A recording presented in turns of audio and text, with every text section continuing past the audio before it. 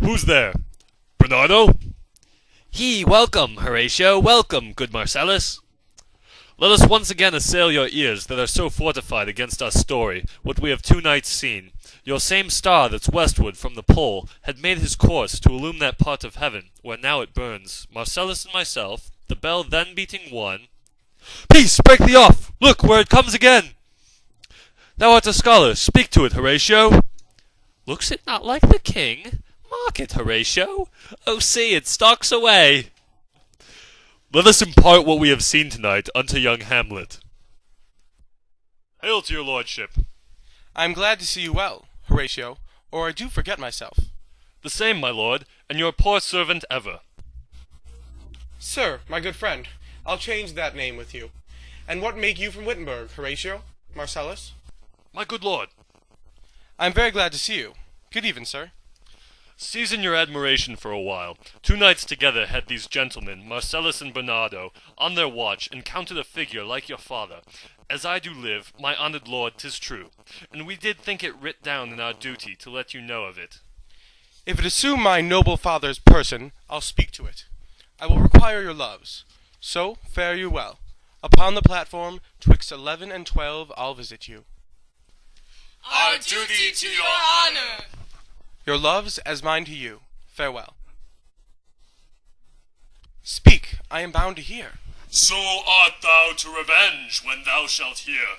The serpent that did sting thy father's life now wears his crown, and so to seduce, won to his shameful lust, the will of my most seeming virtuous queen, revenge his foul and most unnatural murder.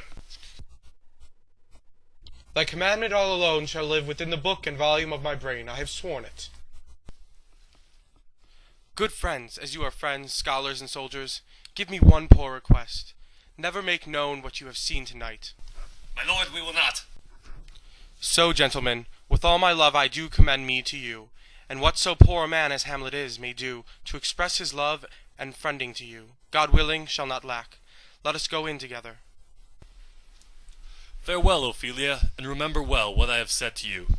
'Tis in my memory locked, and you yourself shall keep the key of it. Farewell. What is it, Ophelia, he hath said to you? So please you, something touching the Lord Hamlet. Marry, well bethought.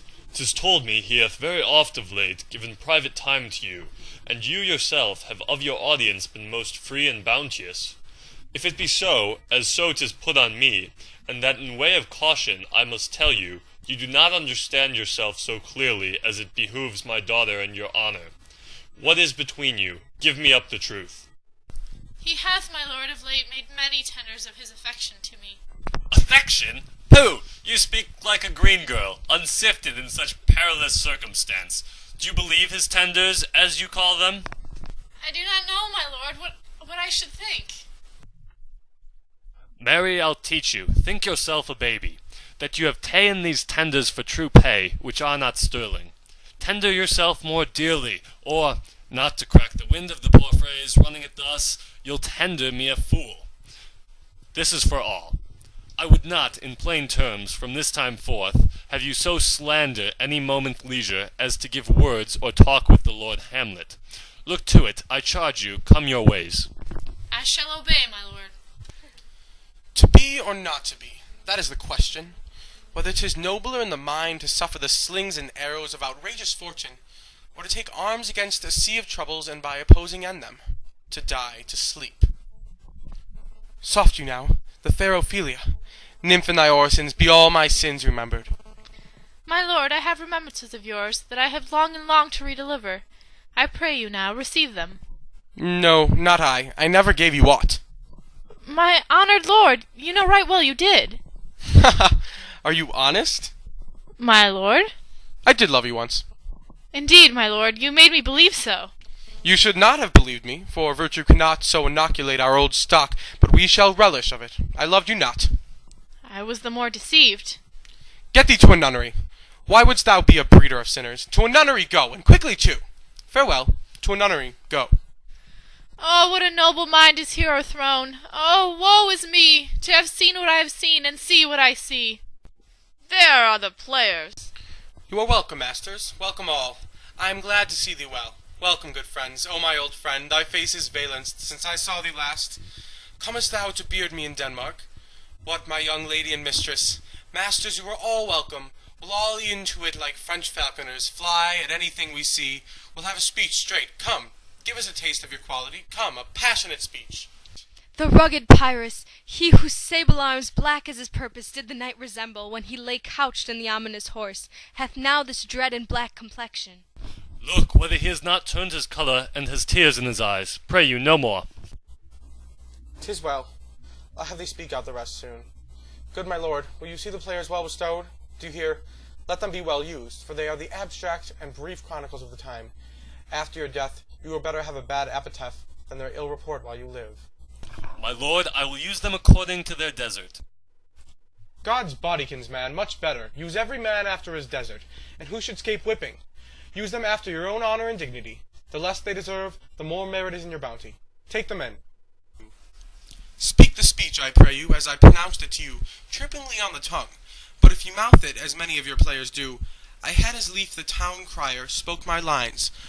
Nor do not saw the air too much with your hand thus, but use all gently, for in the very torrent, tempest, and, as I might say, the whirlwind of passion, you must acquire and beget a temperance that may give it smoothness. Oh, it offends me to the soul to hear a robustious, periwig-pated fellow tear a passion to tatters, to very rags, to split the ears of the groundlings, who for the most part are capable of nothing but inexplicable dumb shows and noise.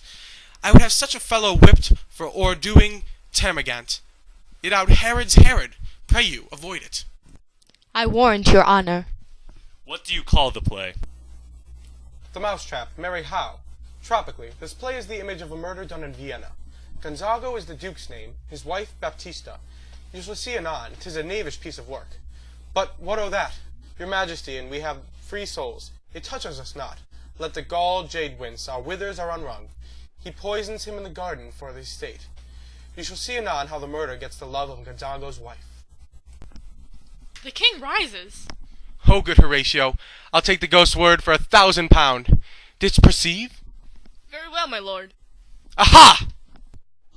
Since I am still possessed of those effects for which I did the murder, mine crown, mine own ambition, and my queen, may one be pardoned and retain the offence? In the corrupted currents of this world, offence's gilded hand may shove by justice, and oft 'tis seen the wicked prize itself buys out the law. But 'tis not so above. There is no shuffling.